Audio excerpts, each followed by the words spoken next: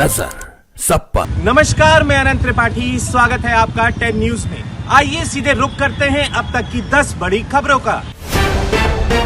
लोकसभा में निलंबित 8 विपक्षी सांसदों का सस्पेंशन वापस ले लिया गया है। स्पीकर ओम बिरला ने सदन में पोस्टर और एआई से बनी तस्वीरें दिखाने से बचने की सलाह दी।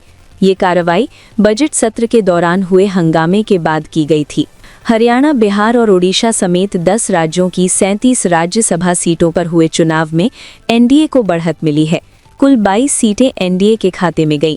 कांग्रेस विधायकों की क्रॉस वोटिंग से विपक्ष को नुकसान हुआ और राजनीतिक समीकरण बदलते नजर आए। राष्ट्रपति द्रौपदी मुर्मू 19 से 21 मार्च तक उत्तर प्रदेश दौरे पर रहेंगी। वे अयोध्या में राम मंदिर दर्शन करेंगी और वृंदावन में संत प्रेमानंद महाराज से मुलाकात करेंगी। इस दौरान कई धार्मिक और सांस्कृतिक कार्यक्रमों में भी भाग लेंगी। पश्चिम बंगाल में सीएम ममता बनर्जी और भाजपा नेता सुवेंदु अधिकारी के बीच सीधा मुकाबला देखने को मिल सकता है। भाजपा ने उम्मीदवारों की पहली सूची जारी कर चुनावी माहौल को और गर्म कर दिया है। पाकिस्तान ने अफगानिस्तान की राजधानी काबुल में एयर स्ट्राइक की। रिपोर्ट्स के मुताबिक 400 लोगों की मौत और 250 घायल हुए हैं। तालिबान ने इसे मानवता के खिलाफ हमला बताते हुए अस्पताल को निशाना बनाने का आरोप लगाया। अमेरिका ने ईरान के खिलाफ एनहांस्ड ईरान सैंक्शंस एक्ट पास कर तेल व्यापार और वित्तीय नेटवर्क पर दबाव बढ़ा दिया है। पश्चिम एशिया में जारी संघर्ष लगातार और खतरनाक होता जा रहा है। डोनाल्ड ट्रंप ने क्यूबा के खिलाफ कार्रवाई के संकेत दिए हैं। वेनेजुएला और ईरान के बाद अब क्यूबा को निशाने पर बताया गया है। श्रीलंका ने ईंधन संकट के खतरे को देखते हुए हफ्ते में 4 दिन काम लागू किया है। होर्मुज जल डमरू मध्य में तनाव के कारण सप्लाई प्रभावित होने की आशंका जताई जा रही है, जिससे सरकार ने फ्यूल रैशनिंग भी शुरू कर दी है। पर्शियन गल्फ में जारी तनाव के बीच करीब 2000 भारतीय नाविक फंसे हुए हैं। जहाज़ों पर हमलों के डर से समुद्री गतिविधियां प्रभावित हैं और वैश्विक व्यापार पर भी इसका असर पड़ने की आशंका जताई जा रही है। हरियाणा राज्यसभा चुनाव में भाजपा और कांग्रेस को एक सीट मिली। कांग्रेस के कर्मवीर बौद्ध ने बेहद करीबी मुकाबले में जीत दर्ज की। क्रॉस वोटिंग और वोट रद्द होने के कारण नतीजों में देरी हुई और राजनीतिक हलचल तेज हो गई।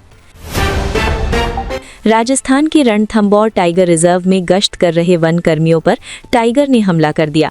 दोनों ने भागकर जान बचाई, जबकि टाइगर करीब 10 मिनट तक बाइक के पास मंडराता रहा। घटना ने सुरक्षा व्यवस्थाओं पर सवाल खड़े किए हैं। लद्दाख में राज्य का दर्जा और 6ठी अनुसूची की मांग को लेकर प्रदर्शन तेज हो गया है। सोनम वांगचुक की रिहाई के बाद आंदोलन और उग्र हो गया है। लेह और कारगिल में बंद का असर देखा गया।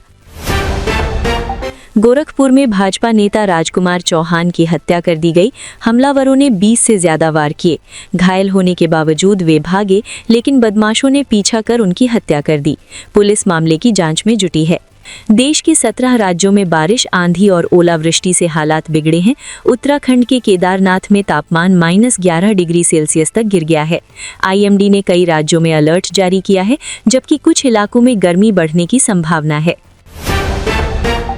India Boolean and jewellers association के अनुसार सोना 300 रुपये बढ़कर 1.56 लाख रुपए प्रति 10 ग्राम पहुंच गया है।